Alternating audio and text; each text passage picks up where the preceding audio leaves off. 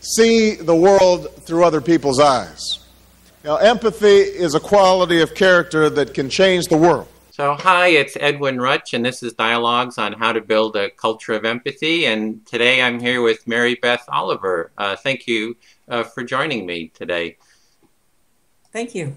So in terms of a little bit of background about yourself, you're a Penn State Distinguished Professor and the co-director of the Media Effects Research Laboratory and a member of the Department of Film, Video, and Media Studies. That's right. Oh, great. And the way I kind of got connected with you is you had done a study, and it's called News Narratives Can Heighten Compassion, Increase Willingness to Act. And what we wanted to do is just hear about, it's kind of related to the media and how empathy and compassion is related to news stories is how I understand it so far. Sure. So would you like me to just tell you a little bit about? Sure, let's get a little background on that. Okay, so the study was motivated out of a concern about how to increase empathy toward groups who are stigmatized in our culture. And we were working with a nonprofit that was active at the time called Yellow Brick Road, and they were underwritten by the Robert Wood Johnson Foundation. And so Robert Wood Johnson, they were interested in particular groups who are often stigmatized. And so they were interested in immigrants in the U.S., and elderly populations, and then also people who are incarcerated or who are in prison. So with those groups in mind, we wanted to look to see how the news could present stories about those groups and how the framing of those stories would affect people's reactions. And so we either framed it as a policy-oriented story, and all the stories were about health, by the way, so just to kind of keep it even among the different groups. So we either framed it about policy, where the reader just got facts about the case, the need for better health care in prison, for example. Or we took those same sort of facts and we couched it in terms of a specific person's story. So for example, in the story about immigrants, the story started out by talking about this particular man who was an immigrant, and because he was an immigrant, he didn't have ready access to health care, and he was in an accident at work, and he lost and had to have a finger amputated. And then it goes into what the ramifications are. So what we found is that framing meant a great deal in terms of how much people were affected by the story, how they empathized with the issue. Importantly, though, they didn't just empathize with the particular person in the story, but that generalized to their feelings about the group. And importantly, it also predicted their future willingness to help that group and to get more information if they wanted to, go to a website and learn. And what we were finding is that people were actually more likely to go to this website to get more information to help the group, even though doing that wasn't associated with any greater reward for being in the study. So it really pointed to the importance of humanizing information in the news as a means of increasing empathy. Mm. So it's like you're actually taking one incident and then having different stories written about it, and then having people kind of read the story or look at the story, and then measuring, how empathic and how ready they were for perhaps empathic action or compassionate action. And you're Right. finding the stories then that evoke more, narrative, personal stories, evokes more empathy, basically. That's right. That's right. That's right. That's exactly right. Because, as a reporter has endless ways to frame a story, And so framing it in terms of a given person is just one way to do it. But we're finding that seems to be an effective means of increasing empathy. Yeah. Well, this kind of goes into kind of a larger framework in terms of the role of the media. Yeah. I don't know if I don't know if we want to step back a little bit, because I've been thinking about this, a fair bit, in the sense that the media seems to be basically they're kind of like fight promoters, and sometimes that they're actually kind of like they're promoting the fight, they're setting up a fight. They're also commentators on the fight. There's like so and so is getting beaten by so and so, so they're kind of like the MC of the fight.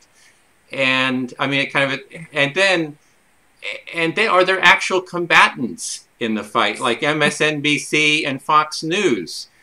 And it seems that this role, this is kind of like, I'm kind of like thinking that maybe I'm kind of interested in how do we build a culture of empathy? How do we promote empathy, in the culture? And it seems like part of that's going to take the transformation of the media to, instead of being, these fight promoters or, actual combatants, to be actually like mediators of sort. Yeah. Empathic mediators, which is kind of what you're saying. It's like sharing the deeper feelings, the deeper stories of people. So I don't know how that kind of resonates with your understanding. Yeah, I think this is. I think it's a great question, and so I mean, I have a lot of excitement about that question, and part of that. Let me just give you the background. The background here is that in the area that I'm in, which is media psychology, by far the most research has looked at the harmful effects of media for good reason, for exactly the reason you're saying. That media promote the fights, and they promote the aggression, and if it bleeds, it leads, and that kind of thing, and so media psychologists have been very concerned for decades about the harmful outcomes of media, and especially things like aggression and hostility and desensitization toward other people's suffering, and dehumanization of people, and all of the things that are anti-empathy. Okay, so and so that's been the focus, and for good reason. And I've done that too. Recently, though, and I have to tell you how gratifying it is. I really had to pause and say, wait, let's stop. We've been fighting this battle, if you will, of trying to help protect us from the harms of media. But if we shift the focus a little bit and start saying, wait a minute, maybe if media are this powerful, what kind of potential have we not even begun to tap? And what are we assuming, and what is the industry assuming about human nature and human beings by feeding us this really violent and bad diet of media that's so filled with violence and so filled with hostility? Maybe it's the case that if we could cook our own food, our own media diet, we wouldn't be eating this junk food. We would be eating something just a little bit more mentally, compassionately healthy. Okay, so right now is a great time to be asking these questions, in my opinion, because now media are not all about the diet that we're fed, but it's also about the diet that we create, and the diet that we share, and the diet that I'm going to forward this story to you, or I'm going to create my own story on YouTube, or I'm going to email this story. And when that starts to happen, then we can start asking, what is it that people are wanting? And I think that there's a lot of evidence that, yeah, I mean, there's hostility still, and there's a lot of hostility on the net, but there's also a great deal of compassion that we never would ever could see before because of the medium. So, as a case in point, there's some evidence to suggest that people are likely to want to forward video on YouTube, or sorry, not video, but want to forward news stories from the New York Times that are awe-inspiring.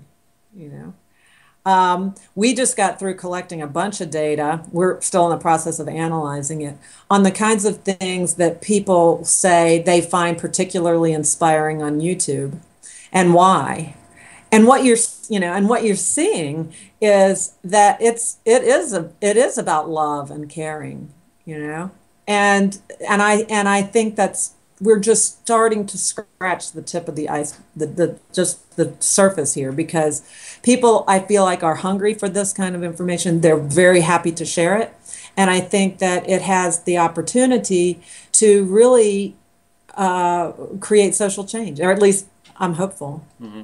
So it sounds like you're saying that, I mean, that there's a lot of problems in the media. You're saying, if it bleeds, it leads. That now with the internet, that people can start easily accessing the information that they want.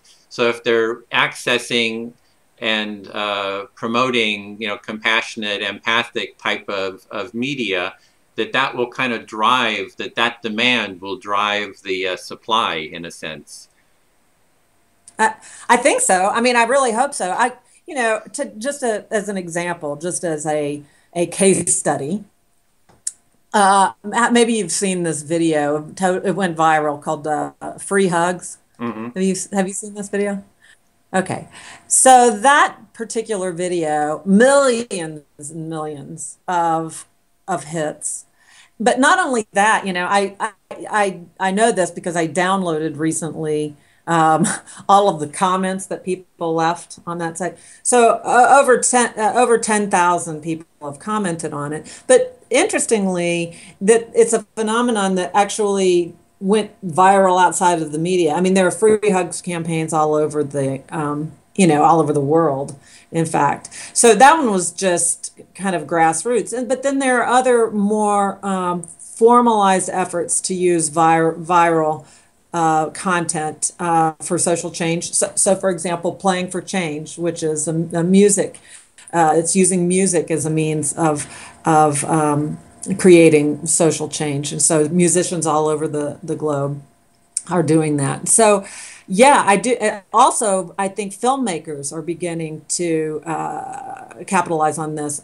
There's a film Ridley Scott put together where he asked people all over the world to submit a video on a given day, one day, what they did that day. And so it was globally, thousands and thousands of videos were submitted, and it was put into a film. And looking at the trailer, it's incredibly touching, and it highlights for us the sort of interconnectedness of human life. And this is all so new. It's so new in this newer media environment that there's not a lot of theorizing on it, but boy, is it an exciting time to be starting in this area. Mm-hmm. Well, I'm looking at how do we create a culture of empathy, which is basically to raise the value of empathy as a social value, in the United States and globally. So I look at the media and say, well, how can we transform the media so that it kind of makes that change? You're talking about change, but what kind of change are you looking at? Like, you're wanting social change. When you say social change, I mean, everybody wants change, but it's, conservatives want change, the country to change it to their way, progressives want to change it their way.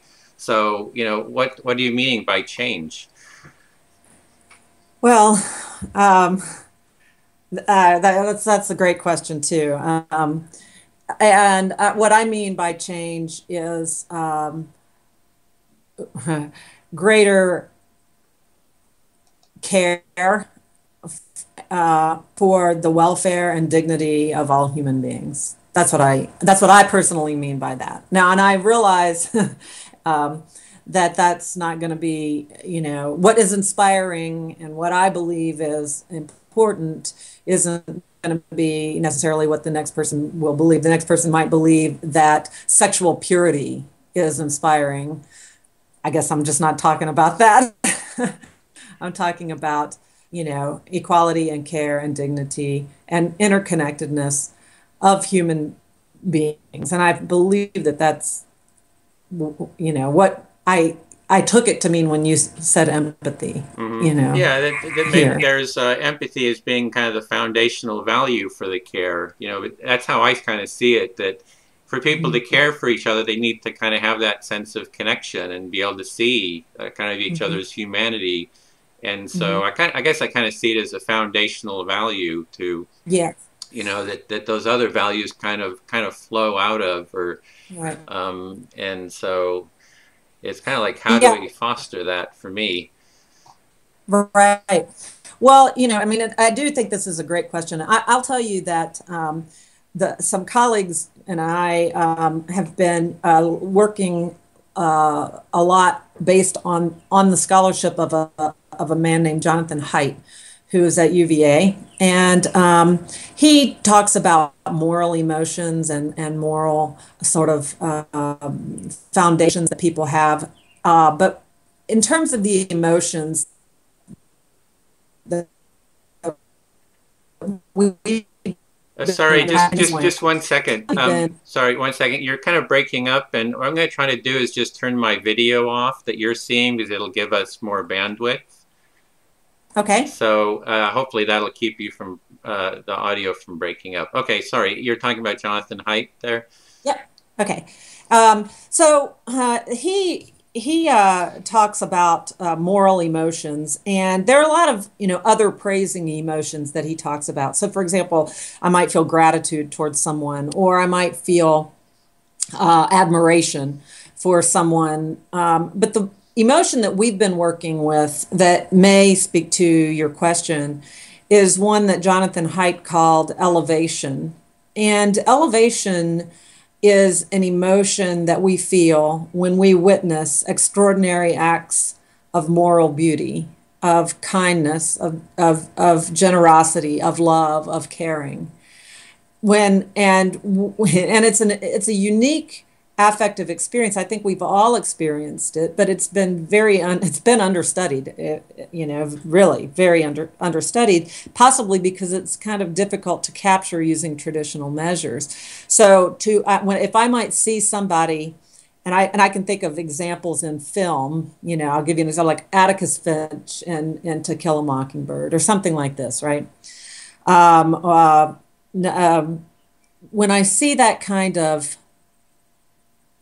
act of kindness, the emotion that I feel, and notice I'm putting my hands to my chest, is associated with certain physiological reactions like a lump in the throat, crying, but mixed affect, feeling happy and moved and touched at the same time. And importantly, for us, it's associated with an increased motivation to want to do good things for other people. And that's a major reason why we've been interested in it, because it seems to energize the desire to be a better person via virtuous acts toward others, or empathy toward others. And so if you take that research and you couple that with research that is suggesting that people like to share that kind of media, in particular, that it can go viral, then I feel like we're at the cusp of potentially very powerful change in media, or a very powerful opportunity for people to take advantage of this situation. And so that's what I would say there. Yeah, so it's about Atticus Finch, Kill the Mockingbird. It's like, that's the big line there. Is he says, you don't know a person until you step in their shoes and walk in their shoes for a mile, or something like that. Sport. To his daughter there. So that's like a real. I mean, that film is kind of like about empathy, really. Yeah. And that really, people kind of they feel it kind of viscerally. And it sounds like you're saying that if you can convey that visceral feeling, that it engages people, that people want to contribute to the well-being of others when that happens. And that's really the part that you're looking for, is how do we engage people to work towards the well-being of others? Absolutely.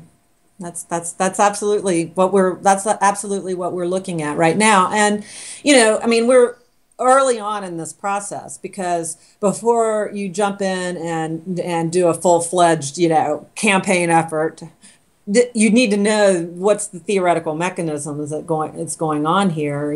Why is it, what's happening, can media elicit that, and so forth. So for us, we're new into this game, but we're seeing promise of this direction too. So it's what kind of your work is about, is actually to look at these processes and then to kind of document them and then to kind of research them and to see kind of how they work and kind of have the academic scientific data to kind of show that how this works. Absolutely.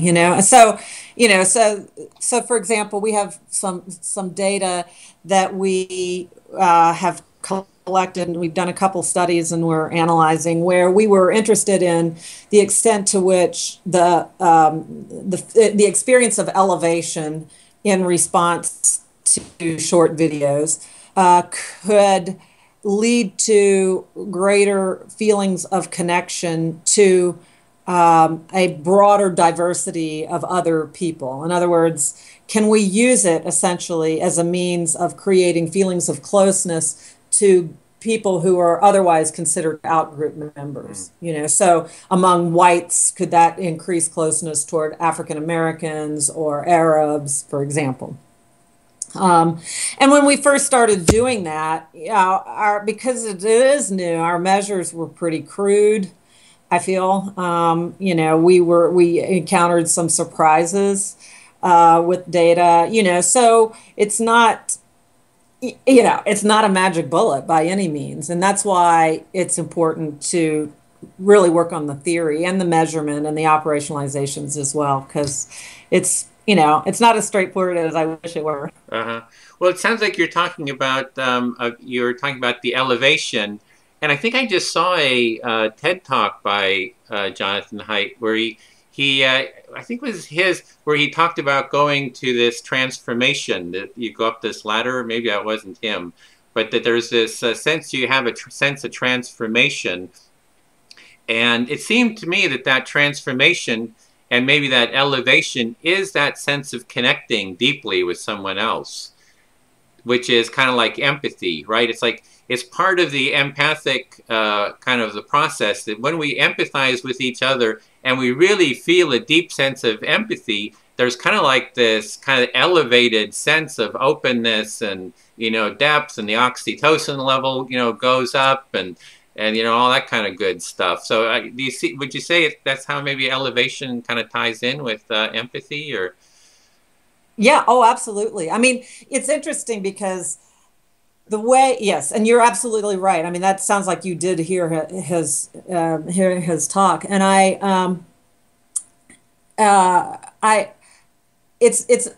it sounds to me like what you're saying is that empathy is elevation, or the feeling of connection is elevation, and it may be. The way that my reading of that literature has been makes me think that initially, anyway, it was conceptualized as an outcome of elevation. So I feel elevation, and that makes me feel connected to other people. But, I think it's perfectly reasonable to suggest it's, all part of the same experience. But yeah, so okay, yeah, it's like which is a chicken and egg kind of thing. Does the elevation come first, or the empathy come first, or maybe it's like a cascading kind of acting process or something like that. Right. Absolutely. Well, I did see an interview with Jonathan Haidt on the NewsHour, not the NewsHour. It was Bill Moyers. And actually, at the end of his talk, his talk with Bill Moyers, Bill says, "Well, what do we do about this?" And he said, "Well, we just should stop demonizing each other." He did not have a real program for solving that kind of the political, mess and social, polarization, all that we had. So. Well, I guess we walk in. That's right. So hopefully your research can kind of shed some insight into that. Yeah. Well, I mean, it's interesting to me, and this is very common, but Jonathan Haidt is a psychologist, and many psychologists will use media examples to elicit an emotion. They might be interested only in affect, but to elicit that affect, they use a media example. Well, but they're not really interested in what is it about the media example, they're just interested in the affect that is elicited by it. Media psychologists, on the other hand, are very interested in about that media example and how the media operate in that. And so I think that for us, looking at, not just the fact that elevation occurred, but what elicited it and how viewers or users or creators are going to employ it in their own life and they're going to share it and so forth. That's very, very much of interest to us. And I think that's where we start moving toward the issue of applying this to issues of social change, because we do see the implications of it socially. Well, we were talking about empathy. I'm wondering what your kind of working definition of empathy is. Even among academics, it's all over the place, how the word is used. I was just wondering how you're kind of using it.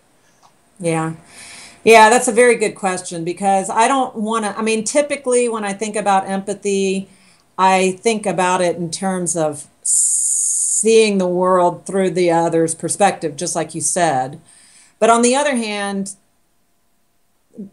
I don't want to only have that as my operationalization, because I want to also I want to have it be the case that I can have empathy for another person because I care for that person. And so I experience emotions that I want this person to be all right. I want them to be okay. And it's not because I'm necessarily seeing the world through their perspective. Let me tell you why this is important in media, okay? Mm-hmm. Because, and I'm really drawing on the work of a man named Dolph Zillman, very influential in our field. And basically, if I watch a film like, A Hotel Rwanda, let's say, or Schindler's List, okay, I might experience strong levels of affect because I am putting myself in the character's shoes, okay, and that's the first thing, and I experience affect, and that's important. But think of a lot of the other situations where we experience affect, but it's not because of that. So, Rear Window, do you recall that movie mm-hmm. with Hitchcock? Okay, so Alfred Hitchcock's Rear Window. When we see the female protagonist go into the building across the way, and she's in this apartment, and unbeknownst to her, the killer comes in. That's extremely strong, emotionally charged content, and yet she doesn't feel anything because she doesn't realize the killer's in the apartment with her. The reason why we're experiencing strong affect is because we care for her welfare, And so I want to have both of those definitions. I want to have both, feeling with a person and caring for a person. And this isn't to say that I want to include pity there, but I do want to include caring and compassionate love. Well, maybe I can just give you my working definition, because I've talked to a lot of academics and all kinds of people about this. I've been trying to make sense of this myself. And so I've seen kind of like 4 parts to empathy. The first part is self-empathy. So that's kind of sensory awareness of what's going on inside of ourselves, kind of mindfulness. All kinds of the acting, all kinds of acting techniques kind of connect the actor to themselves, for example, or mindfulness kind of create this space. And as we have more kind of self-awareness, more mindfulness and more spaciousness, that we kind of open up, and it allows the mirrored empathy to take place, through mirror neurons.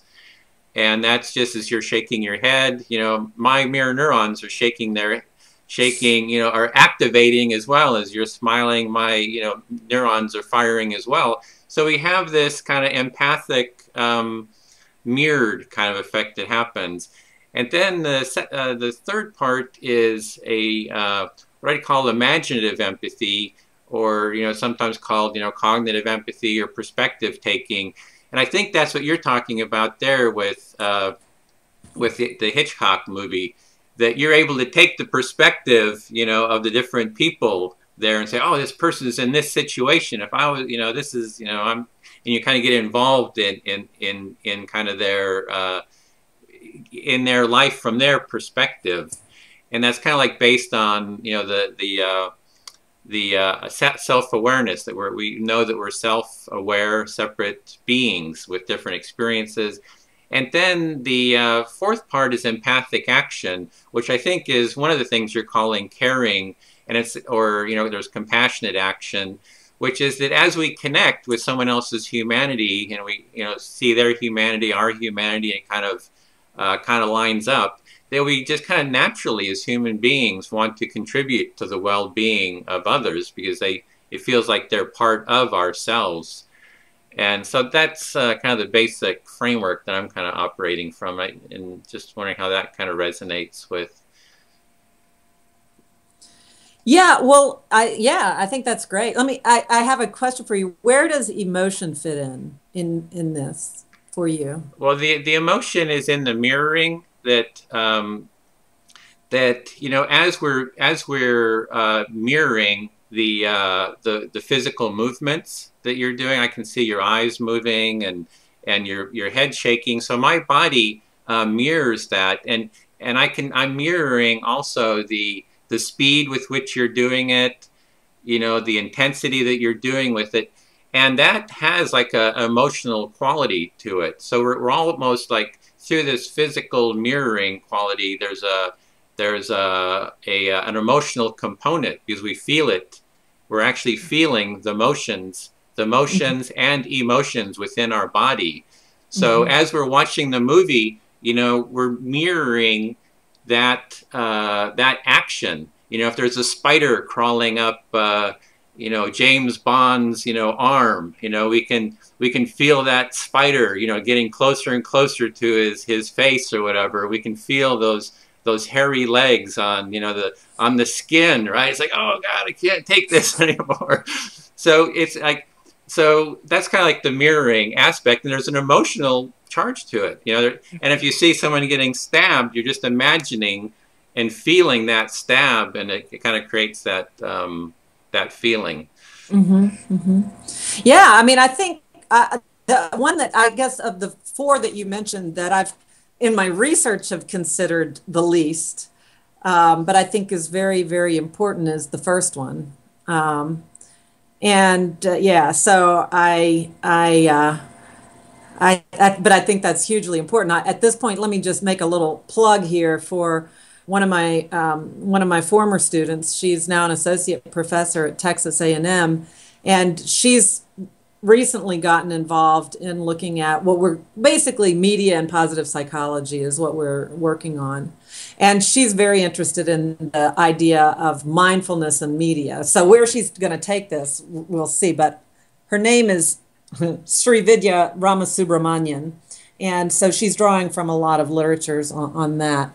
But let me just ask you another question about your conceptualization. Do you feel like there's anything that moderates the extent to which we are going to basically mirror another's experience, or whether or not we imagine ourselves in their shoes? In other words, is there anything about the other person and the way that we see them, or our own constitution, that makes that more or less likely? Yeah, I was just interviewing George Lakoff. I don't know if you're familiar with him, but he's kind of really looked into the nature of empathy and you know, how it relates to thought and linguistics, and he was talking about that with that mirroring that happens, that there's a kind of a feedback quality within ourselves that says that this is me and that's you. So there is a kind of a built-in kind of physiological, neurological faculty that kind of differentiates between the two of us. And it can, you know, it can be higher and lower. and that also the mirroring that takes place, the neurons fire at a different level, different frequency, not frequency, but different intensity. So that kind of helps. If that's what the question is about how do we differentiate between us and the other person, what's happening inside of us and inside of them, that we can say, oh, this is my feeling and that's your feeling.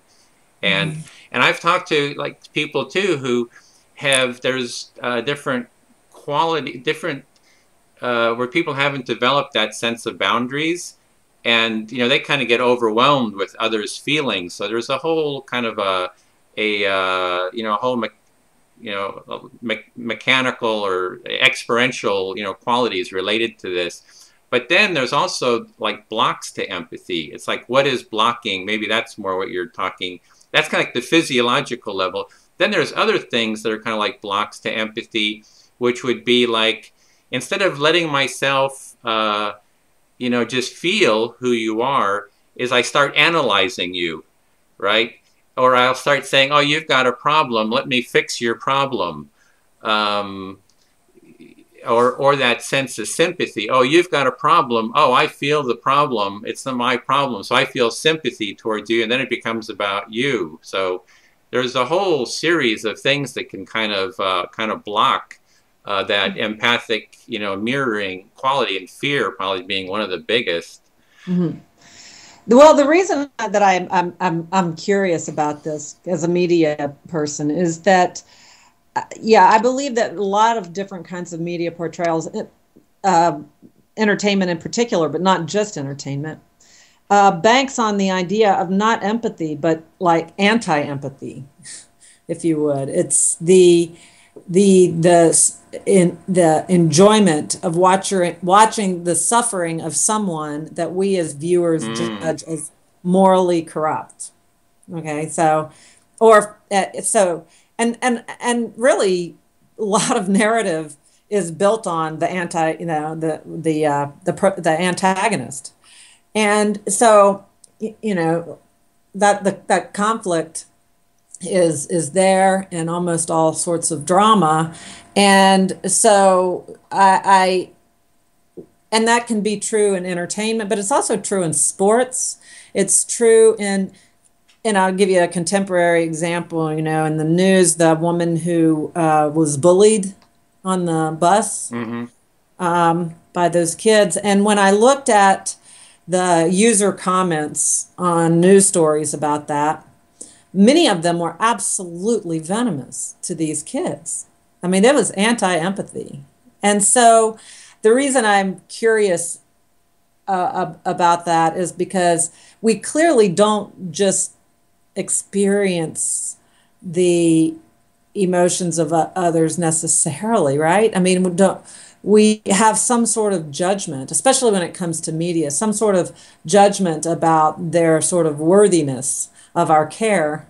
Yeah. So judgment is a huge block to empathy, like, and kind of this moral outrage, right? And kind of the enjoyment. It's almost like enjoying the person who is the bad guy, just, getting the shit beat out of him or something, right. It's like, and it's like, there's no empathy for the person. The person is seen as evil and not worthy of empathy, and let's really take fun at their suffering. And it's rampant. I mean, it's like when I look, it's like the media, I mean, the movies, it's like that is like the predominant motif, it seems. It's like we're just constantly being taught that quality.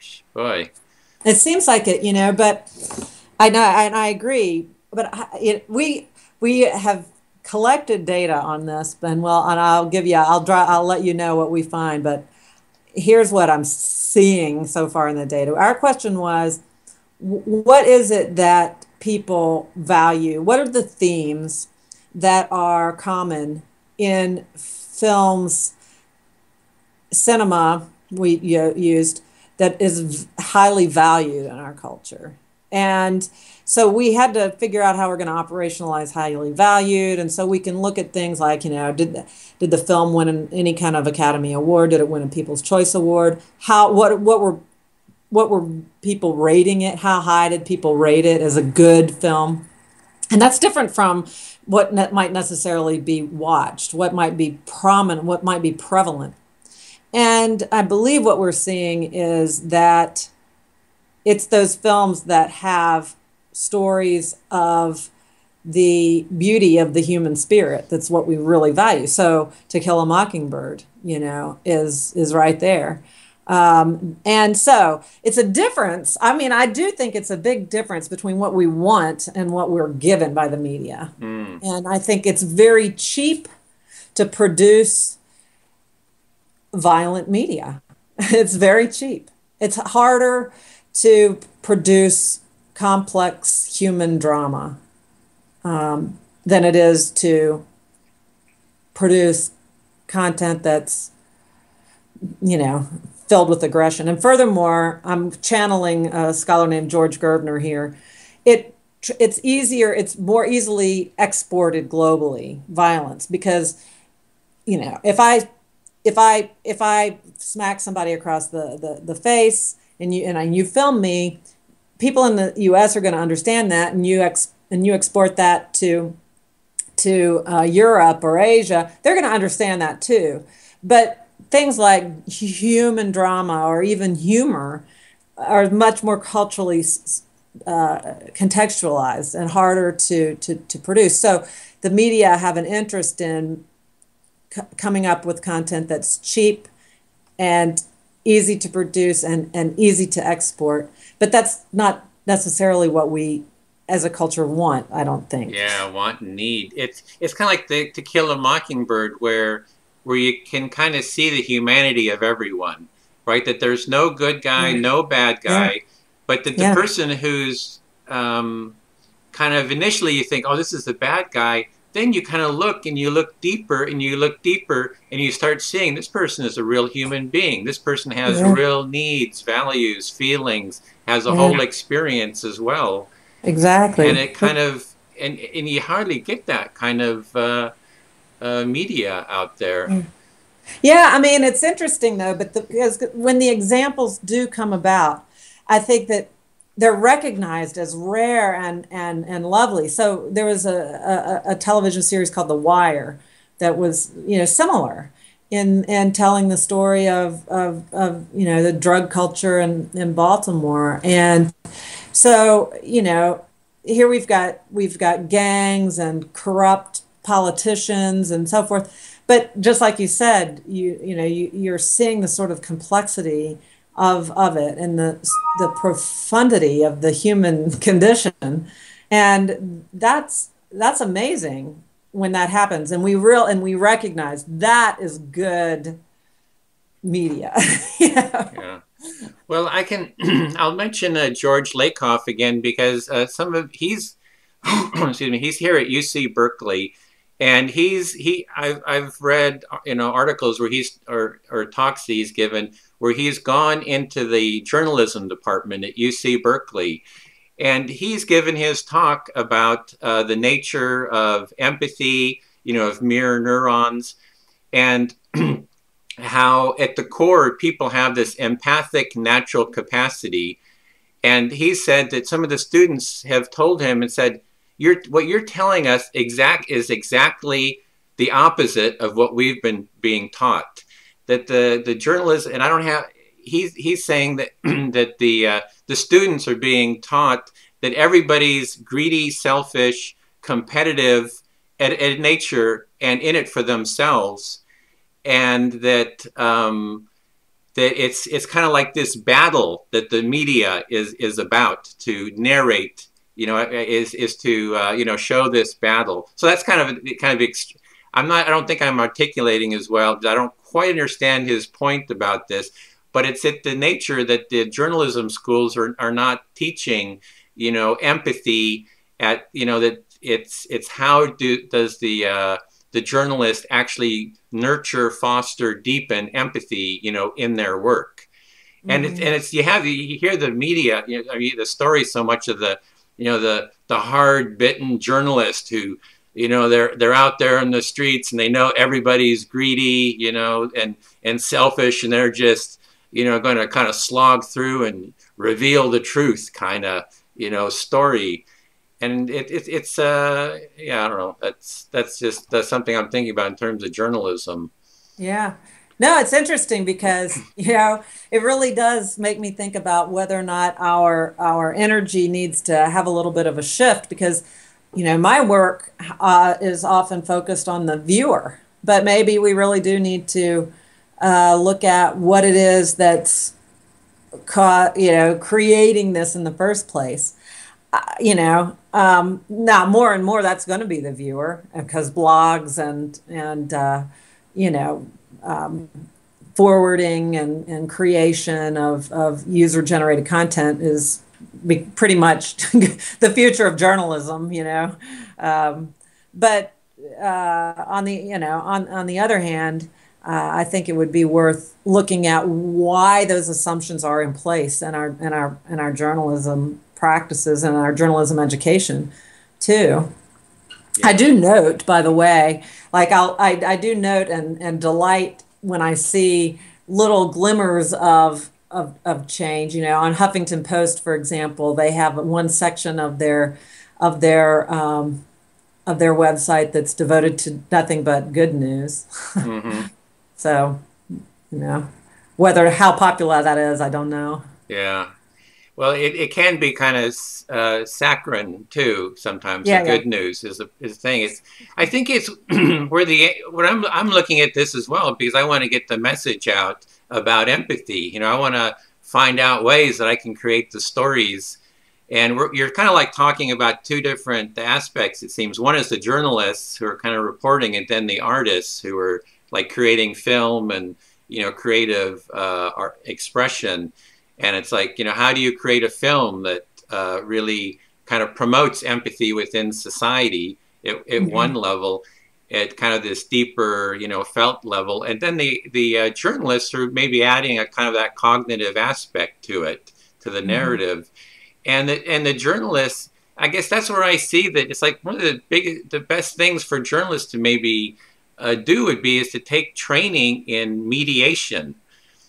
That the journalist, instead of being the fight promoter or being an active, fight, member in the fight or a narrator of the battle, is that their job is to mediate the conflict, to kind of flesh out what are the values, what are the needs, what are the feelings in both sides, and then almost be like a mediator who brings the sides together. For me, that would be kind of like the ideal of journalism. It would be ideal. I feel like it's sort of, I agree with you. I worry that it's inconsistent with the profit motive of, many news outlets, in the sense of just needing to fill that news hole and doing anything they can to do it. But I agree. I agree with you that would be ideal. It makes me want to start studying journalism education.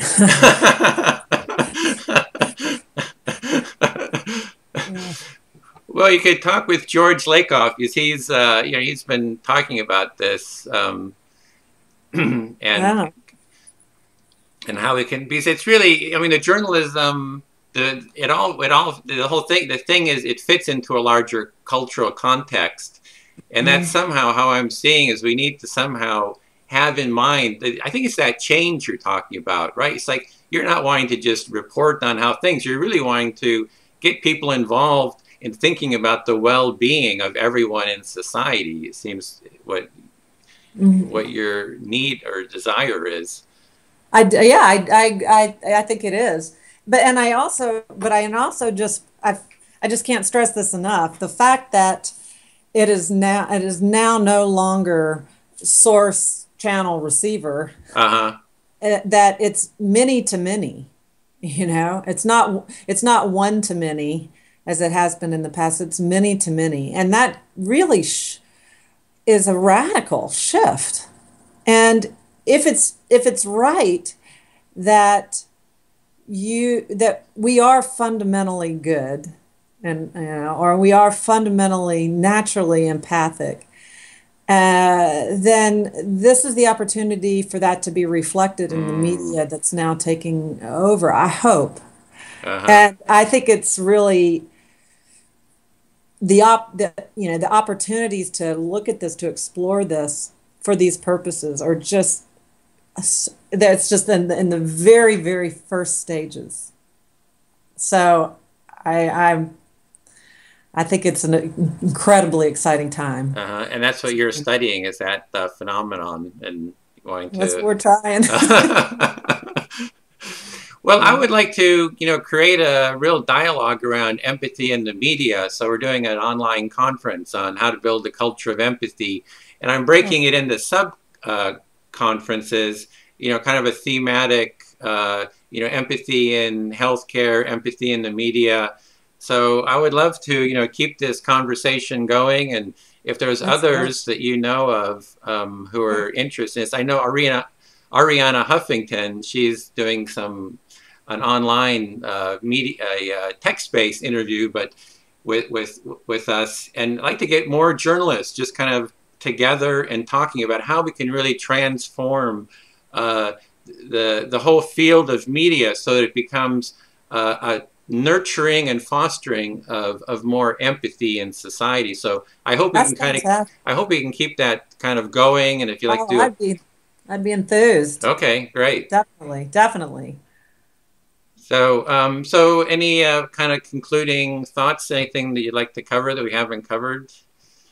Gosh, I guess just sort of the optimism that I have, but that the opportunities are there, but that a lot of work has yet to be done, and so teaming up with the industry, with the scholars, with the practitioners, this is just in a very, very exciting time. So thank you so much for this conversation, and I really look forward to continuing this discussion.